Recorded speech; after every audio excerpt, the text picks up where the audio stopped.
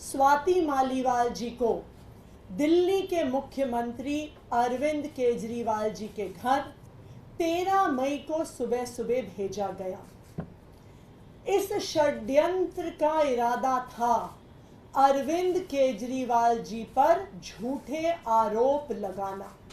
स्वाति मालीवाल जी इस षड्यंत्र का चेहरा थी।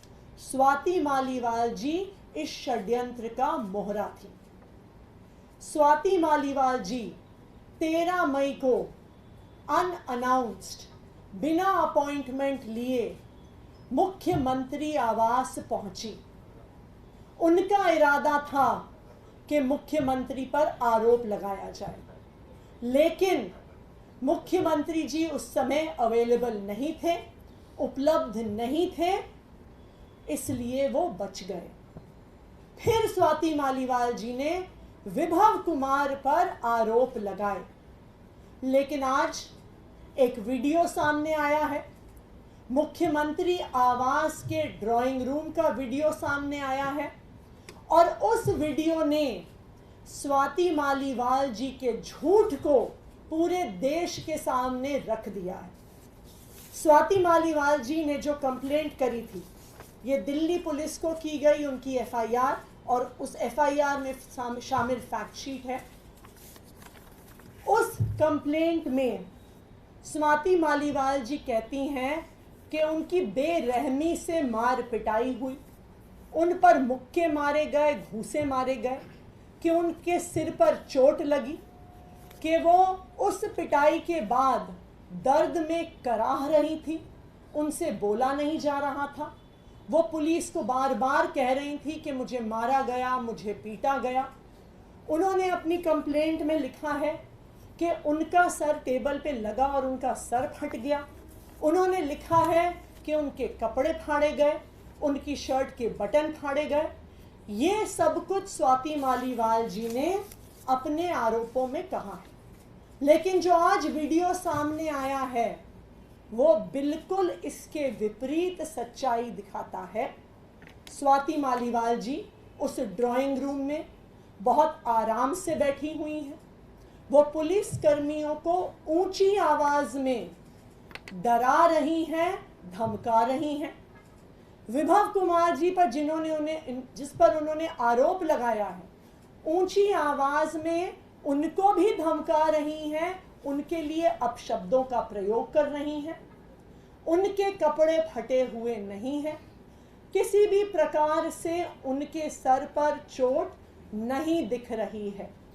सिर्फ एक चीज दिख रही है कि वो पुलिस को धमका रही हैं, वो विभव कुमार जी को धमका रही हैं, ऊंची आवाज में धमका रही हैं, और कहीं पर भी वो इस बात का जिक्र तक नहीं करती कि किसी ने उनको छुआ है या किसी ने उन पर हमला किया। तो आज के इस वीडियो ने साफ साफ देश के सामने रख दिया है कि स्वाति मालीवाल जी द्वारा लगाए गए ये सारे आरोप बिल्कुल निराधार हैं, बिल्कुल झूठे हैं। विभव कुमार जी ने आज दिल्ली पुलिस के पास स्वाति मालीवाल जी के खिलाफ अपनी कंप्लेंट दर्ज की है, और उस कंप्लेंट में उन्होंने 13 मई को हुए सीक्वेंस ऑफ इवेंट्स को बहुत स्पष्ट तौर से रखा है। 13 मई की सुबह स्वाति मालीवाल जी बिना किसी अपॉइंटमेंट के सीएम आवास पहुंची।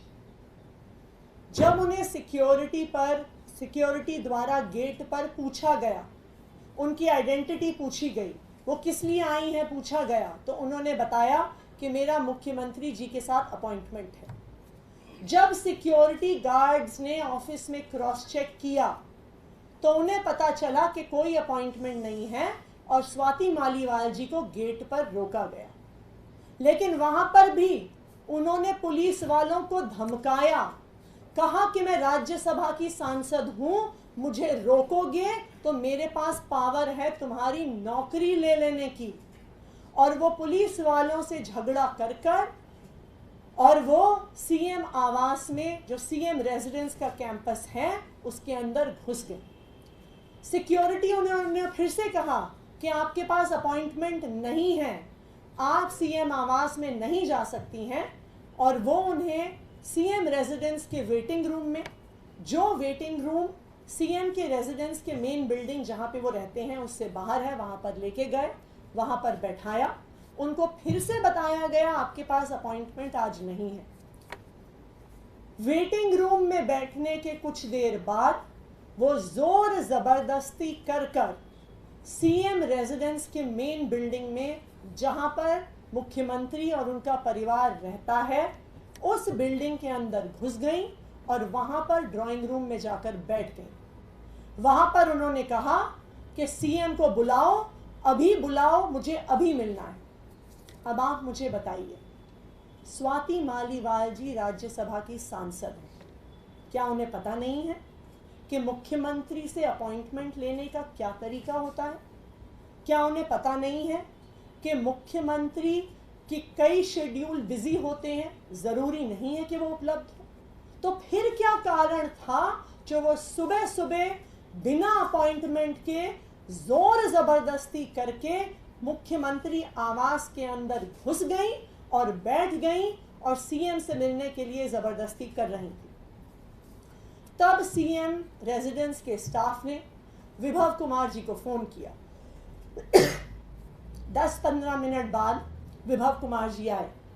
उन्होंने स्वाति मालीवाल जी को ड्राइंग रूम में बताया कि आज मुख्यमंत्री जी अवेलेबल नहीं है, वो मिल नहीं पाएंगे। उसके बाद स्वाति मालीवाल जी ने विभव कुमार जी से ऊंची आवाज में बहस करनी शुरू कर दी। उन्होंने कोशिश करी कि वो ड्राइंग रूम से निकलकर घर के अंदर के हिस्सों में जाने की कोशिश करें। विभव कुमार जी उनके सामने खड़े हो गए और स्वाति जी को अंदर नहीं जाने दिया। स्वाति जी ने उनको धक्का देने की कोशिश की, परंतु विभव जी फिर भी वहां पे खड़े रहे। उन्होंने स्वाति मालीवाल जी को अंदर नहीं जाने दिया। फिर विभव कुमार जी बाहर आए और उन्होंने सीएम ऑफिस के सिक्योरिटी स्टाफ को बुलाया और उनको कहा कि वो स्वाति मालीवाल जी को बाहर एस्कॉर्ट करें। इस पूरे घटनाक्रम से एक चीज साबित होती है कि ये एक षड्यंत्र था, भारतीय जनता पार्टी द्वारा सोचा गया षड्यंत्र था। स्वाति मालीवाल जी को इस षड्यंत्र का चेहरा बनाया गया, मुख्यमंत्री जी को फंसाने का इरादा था। तभी सुबह सुबह जोर जबरदस्ती से मुख्यमंत्री आवास में घुस के मुख्यमंत्री जी से मिलने की जबरदस्ती की जा रही थी। ये इस बात से भी साबित हो रहा है कि स्वाति मालीवाल जी मुख्यमंत्री आवास से पुलिस थाने गई। पुलिस ने उन्हें एमएलसी कराने को कहा, लेकिन उन्होंने एमएलसी कराने से मना कर दिया। फिर 3 दिन बाद भारतीय जनता पार्टी फिर से एक नए झूठ के साथ स्वाति मालीवाल जी को सामने लेकर आई। लेकिन यह पूरा प्रकरण, आज जो वीडियो सामने आया है, जिस प्रकार से स्वाति मालीवाल जी पुलिस वालों को धमका रही हैं, विभव कुमार जी को धमका रही हैं, जिस प्रकार से सोफे पर बैठी हुई हैं, जिस प्रकार से ये स्पष्ट है कि वो उनके साथ वीडियो देखकर साफ पता चल रहा है कि वो आराम से बैठी हुई हैं, ना दर्द में करा रही हैं, ना उनके कपड़े फटे हुए हैं, ना उनके सर पर चोट लगी हुई है। तो ये पूरा वीडियो स्वाति मालीवाल जी के झूठ को सामने लेकर आता है और भारतीय जनता पार्टी के षड्यंत्र को साफ कर देता है। आप कह रही हैं कि ये पूरा षड्यंत्र है और बीजेपी का षड्यंत्र है, तो भी हाल में जब ये पूरा मामला सामने आया था तो संजय सिंह जी ने ये क्यों कहा था कि अरविंद केजरीवाल और आम आदमी पार्टी विभव कुमार के खिलाफ एक्शन लेगी? देखिए, जब संजय सिंह जी ने मीडिया में देखा कि स्वाति मालीवाल जी ने शिकायत करी है, वो पुलिस थाने गई, तब वो स्वाति मालीवाल जी से मिले, परंतु तब तक उनके सामने सिर्फ स्वाति मालीवाल जी का पक्ष था। लेकिन अब उनके सामने विभव कुमार जी का भी पक्ष आया है और सबसे जरूरी बात, ये वीडियो सामने आया है जो साफ साफ दिखा रहा है कि जो सारी बातें इस शिकायत पत्र में कही गई, इस एफआईआर में कही गई, वो बिल्कुल झूठ है। वो ये वीडियो दिखा रहा है।